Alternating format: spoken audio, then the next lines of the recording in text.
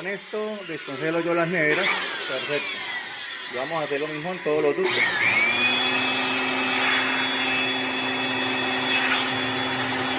Ya aquí vamos a